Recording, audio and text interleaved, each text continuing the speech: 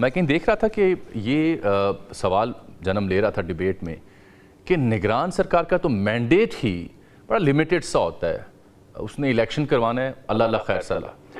تو یہ نگران سرکار جو ہے اپنے دور میں اتنے امپورٹنٹ اور بڑے ڈیسیژنز کیسے لے گئی، اور کیا اب کی حکومت کا یہ کہنا کہ یہ سب نگران حکومت میں ہوا امپورٹ کا معاملہ یہ کافی ہے؟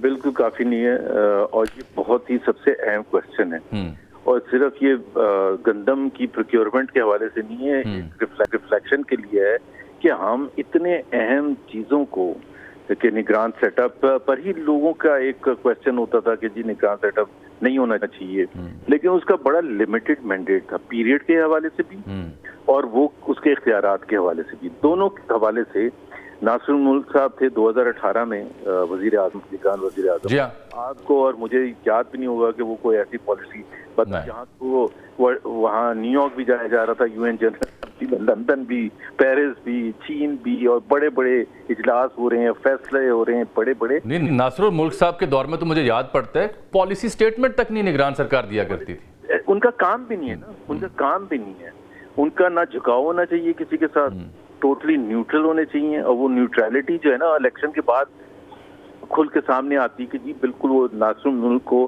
یا اس سے پہلے جو 2013 میں تھے اس کے بعد کسی نے ان کا نام بھی نہیں سنا سیاسی حوالے سے، نہ انہوں نے کوئی کوشش کی اپنی سیاست میں قدم جمانے کے لیے.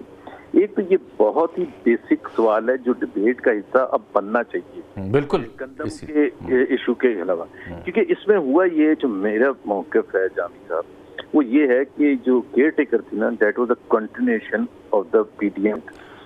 اور وہ کیسے تھی؟ بات یہ ہے کہ کس نے ان کو سلیکٹ کیا تھا، کس نے ان کو امپاور کیا تھا؟ شہباز شریف صاحب نے اور راجہ ریاض صاحب نے کیا تھا نا، سلیکٹ کیا تھا، امپاور کیا تھا. اور اس سے بڑھ کے کس نے ان کو یہ 6-7 مہینے کا ٹائم دیا جس میں وہ فیصلے کرتے؟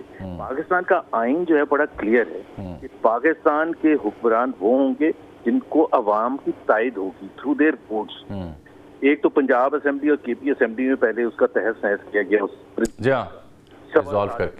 مطلب اس کا مطلب یہ ہے کہ آپ کو کوئی خیال ہی نہیں تھا نا، نہ آپ نے کبھی کوئی بیان سنا تھا، کنسرن سنا تھا کہ جی تو دس از ناٹ دا وے ہمارا آئین کہتا ہے کہ حکمرانی کرنی چاہیے.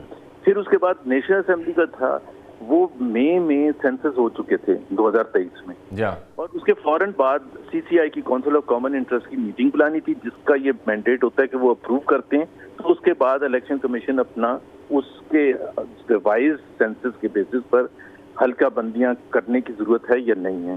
اب وہ 2 مئی سے انہوں نے جان کے اس کو لے کے بیٹھے رہے، ڈیلے کیا ہفتے میں CCI کی میٹنگ بلائی، جان بوجھ کے کیا.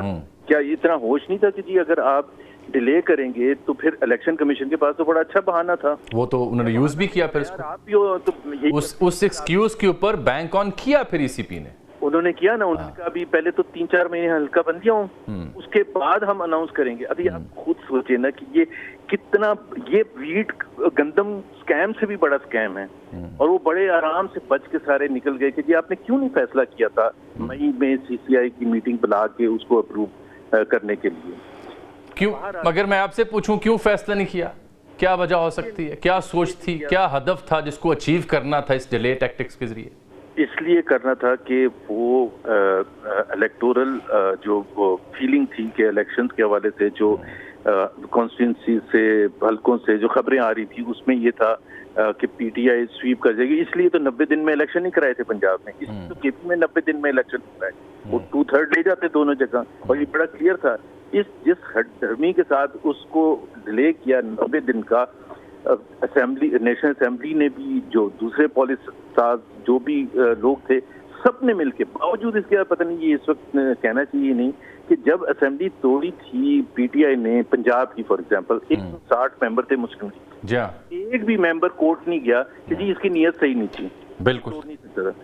تو محسن نقوی صاحب کو وزیر اعلیٰ کس نے نامینیٹ کیا تھا؟ حکومت نے کیا تھا نا، اسی بندوبست نے. اور پھر اس کو اوتھ کس نے دیا تھا؟ PMLN کے گورنر نے اوتھ دیا تھا. کابینہ کا جو سلیکشن ہوئی تھی وہ کس نے کی تھی؟ اور وہ کس تھنکنگ سے کی تھی کہ یہ ایک لمیٹڈ مینڈیٹ ہے 90 دن میں الیکشن کرنے کی. اب آپ نے سارا عمر بندیال پر ڈال دیا، ججز پر ڈال دیا کہ ان کی لڑائی ہو. بھائی عمر بندیال صاحب نے, آپ ریکارڈ کے لیے میں بتا دوں, 27 فیبری کو بلایا تھا کہ جی جو بھی انہوں نے فیصلہ کیا کہ جی یہ 184(3) کے تحت ٹیک اپ کرنا یا نہیں کرنا. جی اب وہ ڈیسولوشن کب ہوئی تھی؟ 10 جنوری کو. 1.5 مہینے تک بال جو تھی وہ بالکل فٹ بال کی طرح, کبھی گورنر صاحب کہہ رہے تھے کہ میں نے تو توڑی نہیں ہے اسمبلی, میں کیوں فیصلہ کروں. الیکشن کمیشن کہہ رہا تھا کہ وہ سلیم اللہ سے کلیم اللہ اور کلیم اللہ سے سلیم اللہ ہوتا رہا نا. اب دیکھیں نا, اب چاہے وہ عمر بندیال کا قصور تھا یا نہیں, میں اس میں نہیں جاتا 4-3 یا 3-2 تھا فیصلہ. نہیں, انہوں نے بھی جب حتمی فیصلہ دیا تو تب تو پانی سر سے گزر چکا تھا. دیکھیں نا, پہلا تو سوال یہ ہے کہ 27 فیبری تک, بٹوین جنوری 10 اینڈ 27 فیبری کس نے فیصلہ کرنا تھا کہ الیکشن ڈیٹ دینی ہے. اب وہ انہوں نے کہا کہ جی اس وقت یہ سوال ہونے شروع ہو گئے, یہ اسمبلی غلط نیت سے توڑی تھی. بھائی غلط نیت سے توڑی تھی تو کسی کو جانا تک چاہیے تھا نا لا اور کورٹ. نہیں تب تو خیر کوئی نہیں گیا. جی اینی ویز بات یہ تو یہ آپ نے جو ڈیلے میکنزم تھا اس کی آپ نے ایک ڈیٹ لائن رکھ کے تو واضح کیا اپنے تجزیے میں بات. یہ ایک سوال اور لینا, از اٹ ٹرو, کچھ اسلام آباد کے حلقوں میں بات ہوتی رہی, اب تو خیر پرانی ہو گئی, کہ ایون جو 11th آور تک بھی شاید ہمارا ارادہ تھا کہ ہم انتخابات میں جائیں. یہ فیبری میں دیکھیں نا, وہ تو جتنا کر سکتے تھے, جتنا آئین کے ساتھ کردار کر سکتے تھے اتنا تو کرنا. اب اس کے بعد چوائس ہی کوئی نہیں تھی. مطلب ایک دفعہ جب آپ نے ایک اصول توڑ دیا تھا تو پھر تو وہ فیبری میں ہوتا یا مارچ میں ہوتا یا اپریل میں, تو اس سے کوئی فرق نہیں پڑتا تھا, کیونکہ آپ نے ایک اصول تو توڑ دیا تھا اتنے کنوینئنٹلی کہ حلقہ بندیاں کروانی ہیں. اور اس لیے یہ سوال نہیں آیا کسی کو کٹہرے میں لانا چاہیے کہ بھائی آپ نے کیوں نہیں کرایا تھا CCI کا اجلاس. تو پھر میں اگر یہ کہوں کہ آپ جو کہہ رہے ہیں اس سے ثابت ہو رہا ہے کہ یہ ملی بھگت تھی ڈیلے کے لیے.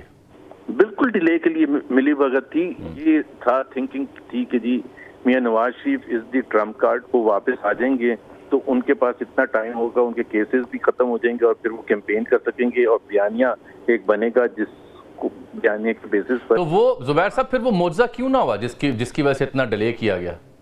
کیونکہ وہ تو ہونا نہیں تھا نا. دیکھیں نا, PMLN کے پاس 2 اسٹرانگ پوائنٹس ہمیشہ سے تھے.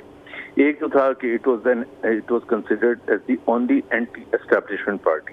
یہ نہیں کہ وہ فوج کے اگینسٹ تھی, بٹ اس میں یہ تھا کہ جی ہم سولین بالادستی پر یقین رکھتے ہیں. ووٹ کو عزت دو کا ایک بیانیہ تھا, بڑا پاورفل بیانیہ تھا, وہ لوگوں کے دلوں میں بیٹھا تھا, میں نے خود دیکھا ہے. اور یہ جو ہے نا اینٹی اسٹیبلشمنٹ, فاطمہ جناح بھی اینٹی اسٹیبلشمنٹ نیریٹو پر لڑی تھی. حتیٰ کہ جب نواز شریف صاحب نے ووٹ کو عزت دو کا نعرہ لگایا تھا تو ان کے ساتھ بھی لوگ کھڑے ہوئے تھے. نا آپ دیکھیں نا, ووٹ آف نو کانفیڈنس سے 1 سال پیچھے چلے جائیں, بائی الیکشنز میں 13 بائی الیکشنز ہوئے تھے, national assembly, provincial assembly, 12 PTI ہاری تھی. تو ویو واز دیئر. آپ نے وہ اوور نائٹ آپ نے وہ مینڈیٹ اٹھا کے اس کو کرا دیا عمران خان کو, اور اس نے خوشی سے لے لیا. اور باقی ہم سب سمجھ رہے تھے کہ جی حکومت اس کی چلی گئی. وہ 10 اپریل کو 9 کو ووٹ نو کانفیڈنس ہوئے, 10 اپریل کو پورا پاکستان. وہ اصل میں شاید آپ کی سابقہ یا موجودہ جماعت ساڈی گل ہو گئی ہے اس پر ہی تکیہ کر بیٹھی تھی.